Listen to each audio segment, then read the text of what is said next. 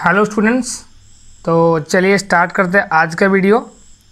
तो कल तक हम लोग पढ़े थे कि earth pressure in rest condition क्या होता है। उसके बाद हम लोग देखे थे कि रैंकाइन्स थ्योरी क्या होता है अर्थ प्रेशर के ऊपर। तो आज हम लोग पढ़ेंगे कि अर्थ प्रेशर एनालिसिस कैसे किया जाता है।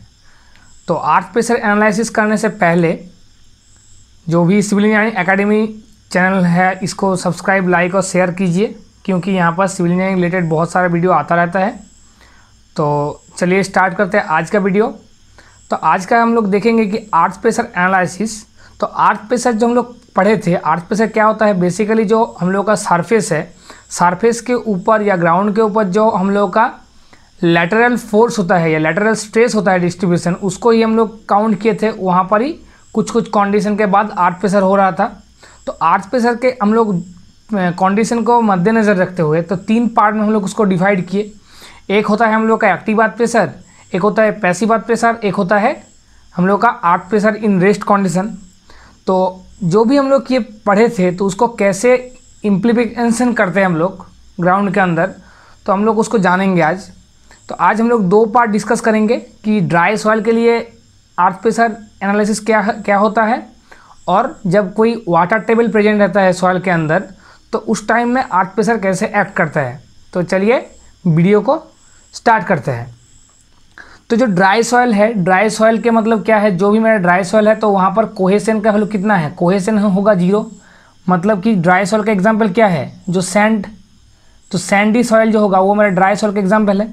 तो जो कोई भी ड्राई सॉइल रहेगा तो उस कंडीशन में क्या होगा, उस कंडीशन में हमारा जो अर्थ प्रेशर है उस कैसे एनालाइज किया जाता है हम लोग देखते हैं। तो मान लो एक रिटर्निंग वॉल ये प्रेजेंट है जिसका हाइट है h, और क्या है, एक h हाइट तक हम लोग का एक सॉयल पार्टिकल एक जगह में प्रेजेंट है। तो ये मेरा क्या है, सॉयल का पार्ट है। तो ये मेरा एक रिटर्निंग वॉल है और इस साइड से सॉयल प्रेजेंट है। तो ये हाइट तक, h हाइट तक ग्राउंड से। तो हम लोग क्या करेंगे, हम लोग देखेंगे कि जब रिटर्निंग वॉल रहेगा तो सॉयल इस साइड से उसको प्रेशराइज करेगा, जो सॉयल का स्ट्रेस होगा वो। तो हम लोग उसको मान लिए कि कुछ स्ट्रेस दे रहा है, उसको मान लिए गामा h, हॉरिजॉन्टल डायरेक्शन में जा रहा है। तो हम लोग देखे थे जब एक्टिव अर्थ प्रेशर पढ़े थे या पैसिव अर्थ प्रेशर पढ़े थे, तो हम लोग एक्टिव अर्थ प्रेशर के केस में हम लोग क्या करते हैं, कोफिशिएंट ऑफ अर्थ प्रेशर निकालते हैं। तो कोफिशिएंट ऑफ अर्थ प्रेशर क्या होता है, पहले ही हम लोग देख लिए थे कि कोफिशिएंट ऑफ अर्थ प्रेशर क्या है, the relation between the horizontal stress divided by the relation between the vertical stress. तो जो भी मेरा स्ट्रेस डिस्ट्रीब्यूशन होता है अर्थ प्रेशर के अंदर, सॉइल के अंदर, तो हॉरिजॉन्टल डिवाइड बाय वर्टिकल करेंगे तो मेरा एक्टिव अर्थ प्रेशर के अंदर जो कोफिशिएंट आता है उसको हम लोग आइडेंटिफाई कर सकते हैं। तो कोफिशिएंट हमको वैल्यू यहाँ से निकाल के आ सकता है। तो जब हॉरिजॉन्टल हम लोग स्ट्रेस निकालते थे तो हॉरिजॉन्टल इक्वल्स टू लिख सकते हैं कोफिशिएंट इनटू वर्टिकल स्ट्रेस। तो क्या है, जो भी मेरा हॉरिजॉन्टल स्ट्रेस है वो प्रोडक्ट ऑफ वर्टिकल स्ट्रेस है into constant of coefficient of earth pressure है, बोल सकते हैं। तो उसको ही हम लोग रिप्रेजेंट किए थे कि जो हम लोग इक्वेशन देखे थे, इक्वेशन को इम्प्लीमेंटेशन करने के बाद जो मेरा एक्टिव केस में अर्थ प्रेशर निकल के आया था कोफिशिएंट का वैल्यू, वो होता था 1 minus sine phi divide by 1 plus sine phi. और पैसिव में केस में क्या होता था, ये वैल्यू प्लस हो जाएगा, ये वैल्यू माइनस हो जाता था। अभी मानते हैं ये मेरा रिटर्निंग वॉल है, h हाइट तक हम लोग का सॉयल प्रेजेंट है। तो इस साइड से क्या करेगा, सॉयल इसके ऊपर रिटर्निंग वॉल के ऊपर प्रेशर करेगा, तो जिसके कारण वो एवे जा सकते हैं या कुछ कारण बैक साइड आ सकता है।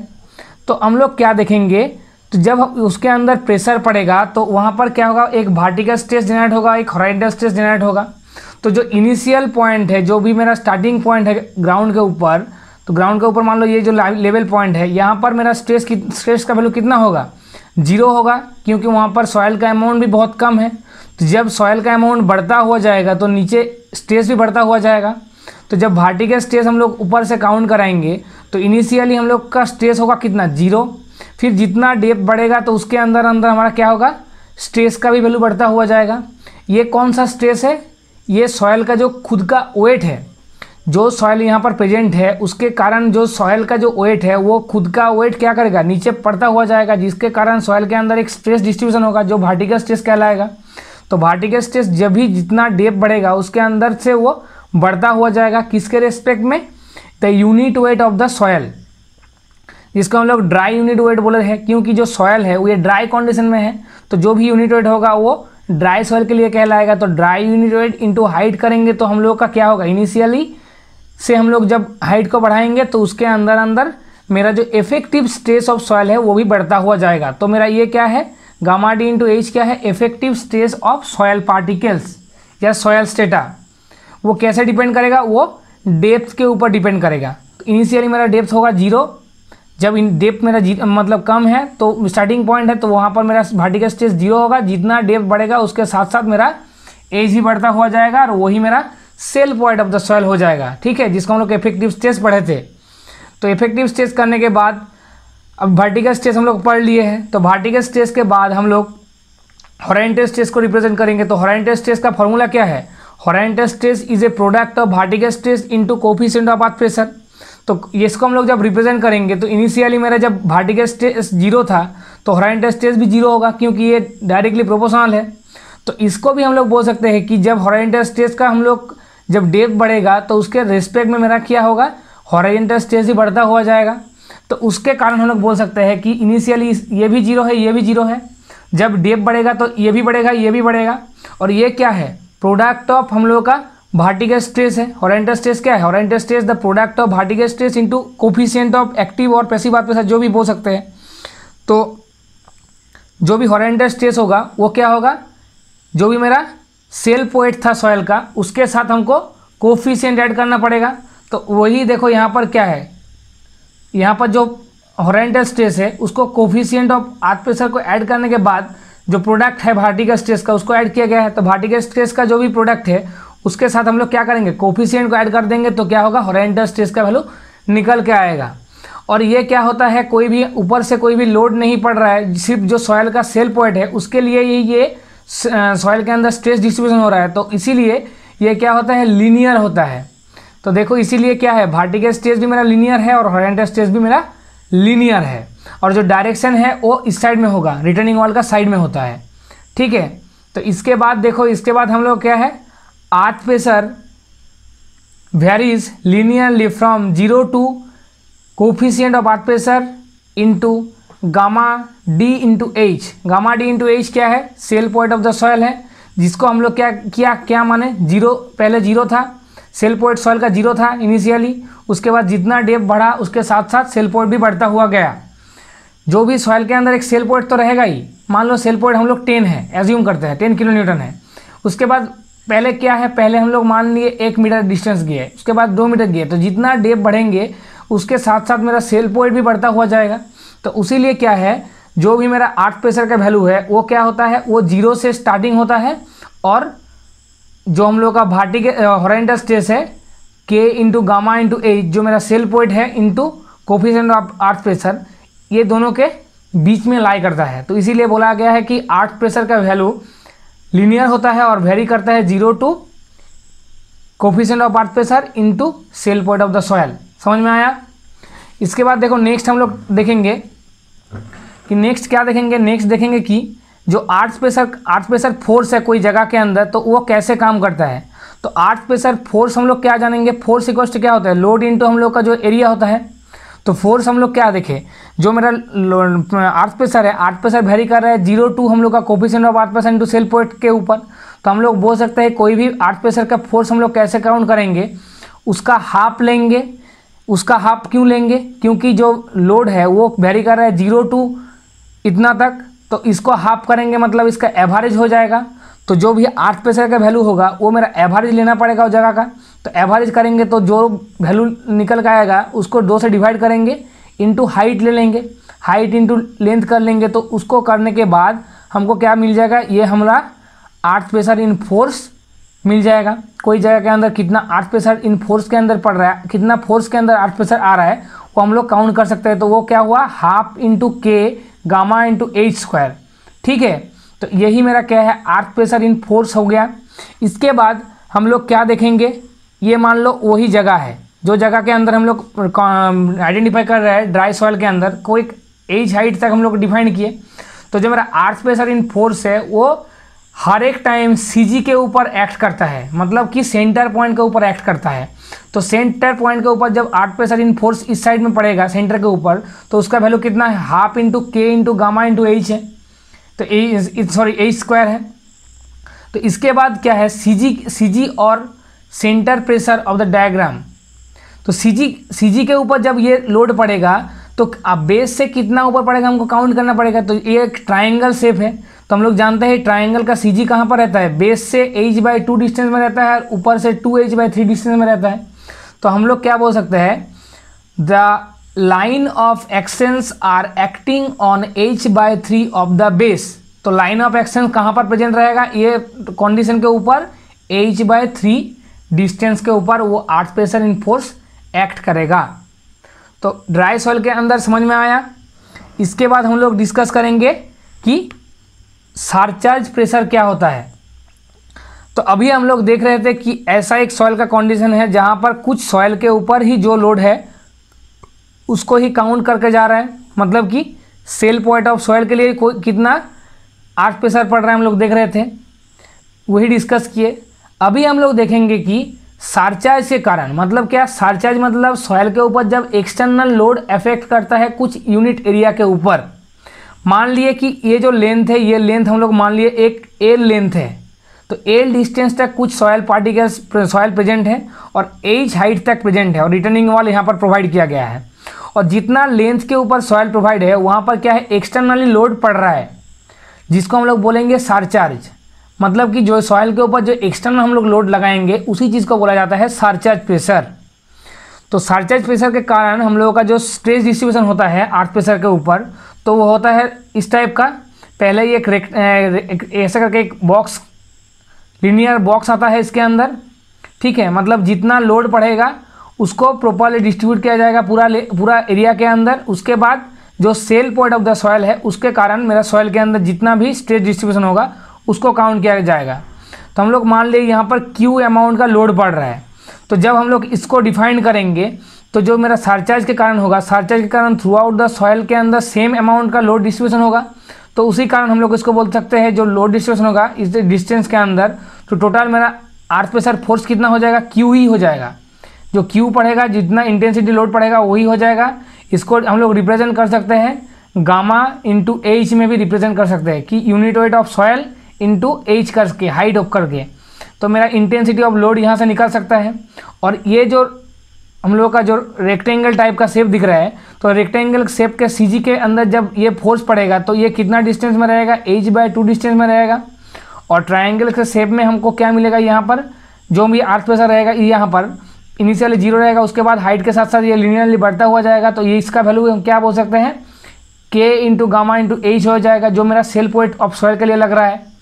तो इसके बाद हम लोग और एक चीज़ डिस्कस करेंगे जो कि है, कभी भी कोई सॉइल के अंदर जब वाटर टेबल प्रेजेंट रहेगा तो वाटर टेबल प्रेजेंट रहने के कारण सॉइल के अंदर क्या अर्थ प्रेशर के चेंजेस आ सकते हैं, कैसे उसको स्टेट को हम लोग रिप्रेजेंट करते हैं उसको हम लोग देखते हैं।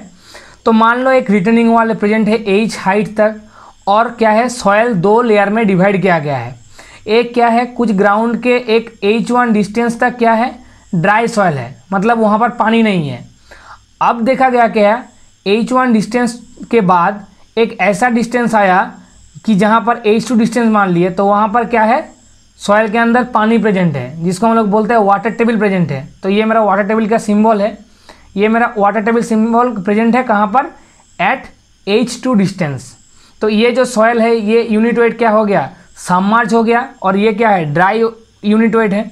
तो हम लोग इसको कैसे रिप्रेजेंट करते हैं, तो जब हम लोग इसको पहले डायग्राम देखते हैं तो मेरा जो हाइट है, हाइट हम लोग का क्या इनिशियली 0 रहेगा, तो मेरा स्ट्रेस भी 0 रहेगा। उसके बाद जितना हाइट बढ़ेगा उसके रेस्पेक्ट में मेरा स्ट्रेस भी बढ़ता हुआ जाएगा, जिसको हम लोग अर्थ प्रेशर बोलेंगे। तो अर्थ प्रेशर बढ़ता हुआ जाएगा। तो इनिशियली 0 के बाद मेरा जो ड्राई सॉइल है इसके कारण सेल पॉइंट कुछ सॉइल के अंदर लगेगा। तो सेल पॉइंट करने के बाद कारण हम लोग क्या होगा, लीनियरली हम लोग का वेरीज दिखाएगा। तो लीनियरली वेरीज करेगा कितना डिस्टेंस तक, एट h1 डिस्टेंस तक। तो h1 डिस्टेंस तक ये क्या होगा, ये अर्थ प्रेशर वेरी करेगा, कितना वेरी करेगा, coefficient of earth pressure into gamma into h, मतलब cell point into coefficient of earth pressure. तो इतना तक मेरा वेरी हो गया। इसके बाद जब भी कोई सॉइल के अंदर 2 लेयर में प्रेजेंट होगा, एक लेयर में कोई ड्राई सॉइल होगा, एक लेयर में क्या वाटर टेबल प्रेजेंट रहेगा, तो जो भी सेल पॉइंट के लिए हम लोगों का जो स्ट्रेस डिस्ट्रीब्यूशन हो रहा है अर्थ प्रेशर के कारण, तो वहाँ पर क्या होगा, वहाँ पर जितना हमको वैल्यू मिला वो हम लोग का क्या है, वही डायरेक्टली वैल्यू हम लोग का नीचे भी मिलेगा। मतलब कि जो भी ड्राई कंडीशन में हम लोगों का जो सेल पॉइंट के कारण सॉइल के अंदर जो भी मेरा अर्थ प्रेशर निकला वही क्या होगा, मेरा हमारा क्या होगा, यहाँ पर सेम अमाउंट मिलेगा।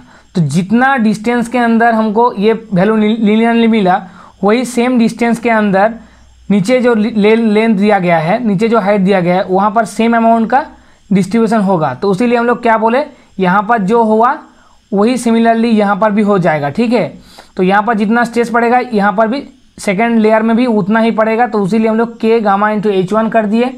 उसके बाद देखो, उसके बाद यहाँ पर ये तो डिस्ट्रीब्यूशन हो गया। इसके बाद क्या है, इसके बाद यहाँ पर वाटर टेबल प्रेजेंट है, उसके लिए एक लोड पड़ेगा। और क्या होगा, ये सॉइल के अंदर सेल पॉइंट रहेगा। तो एक सेल पॉइंट के लिए क्या होगा, लीनियरली डिस्ट्रीब्यूशन होगा। तो लीनियरली जब डिस्ट्रीब्यूशन करेंगे तो क्या होगा, जो सेकेंड लेयर के ऊपर ही डिस्ट्रीब्यूशन होगा। तो सेकेंड लेयर के ऊपर जब डिस्ट्रीब्यूशन करेंगे तो क्या होगा, ये जो हम लोग का कोफिशिएंट है, coefficient into unit weight, submerge unit weight हो जाएगा, ये गामा साब हो जाएगा। और हाइट कितना हो जाएगा, H2। तो K into gamma submerge into H2 हो जाएगा cell point due to water table of second layer which is represented by H2 distance. तो ऐसे करके हम लोग 1 2 3 फेज को डिवाइड किए।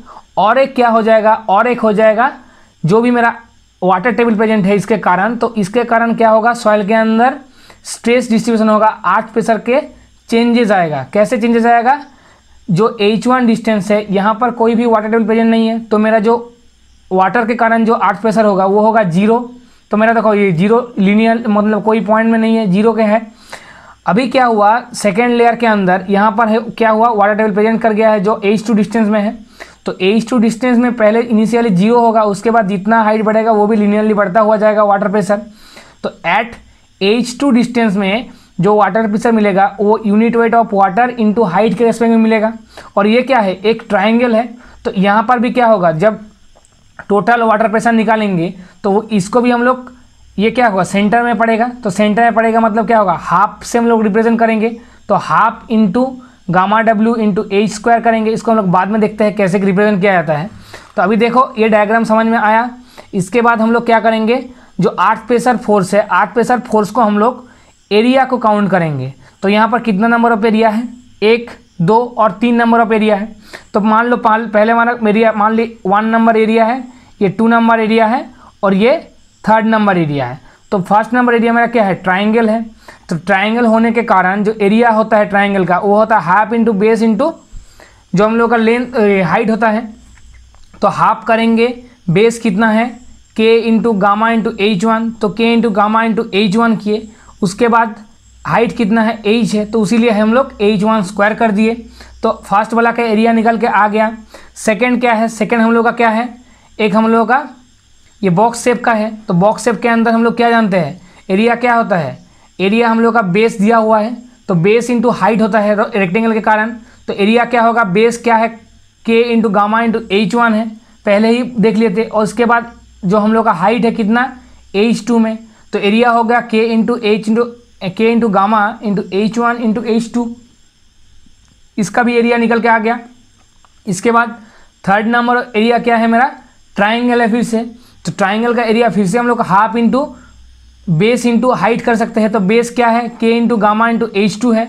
तो K into gamma into H2 square क्यों किए, K into gamma into H था। उसके बाद जो हाइट है इसको भी हम लोग काउंट करेंगे। तो H2 हाइट है, उसीलिए इसको H स्क्वायर कर दिए। तो total earth pressure in force के कारण हमका टोटल एरिया निकल के आ गया, जिसको हम लोग समेशन करेंगे। तो समेशन करने के बाद क्या होगा, पहले वाला कंडीशन को हम लोग समेशन करेंगे, सेकेंड वाला कंडीशन को समेशन करेंगे, थर्ड वाला कंडीशन को समेशन करेंगे। करने के बाद क्या होगा, टोटल अर्थ प्रेशर निकल के आएगा उस जगह के अंदर। और क्या इसके प्रेजेंट है, जब इसके अंदर वाटर टेबल प्रेजेंट है तो हम लोग क्या बोले, एक सॉइल के कारण स्ट्रेस डिस्ट्रीब्यूशन होगा और एक वाटर टेबल के लिए होगा। तो ये मेरा क्या हुआ, सॉइल के लिए हुआ। उसके बाद हमको वाटर टेबल के लिए निकालना पड़ेगा। तो वाटर टेबल के लिए निकालने के टाइम में हमको क्या करना पड़ेगा, सिर्फ वाटर टेबल को काउंट करना पड़ेगा।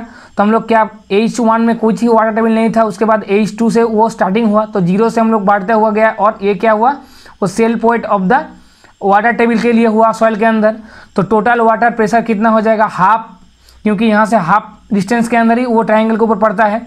तो हाफ इंटू ट्राइंगल का हम लोग का एरिया क्या है, हाफ इंटू बेस, तो बेस क्या है gamma W into H2, H into height क्या है H2 है, तो उसीलिए हम लोग क्या किया half into gamma W into H2 square कर दिए। तो कई जगह के अंदर मान लो ऐसा कोई एक तुमको मैथ दे दिया कि इतना हाइट में है, H1 का कुछ वैल्यू दिया हुआ है, गामा डी का कुछ वैल्यू दिया है, फिर गामा सामाज का कुछ वैल्यू दिया है, H2 का वैल्यू दिया हुआ है। तो पहले हमको क्या पढ़ना पड़ेगा, सॉइल का जो सेल पॉइंट होगा उसके लिए जो भी स्ट्रेस डिस्ट्रीब्यूशन होगा अर्थ प्रेशर के ऊपर उसको निकालेंगे।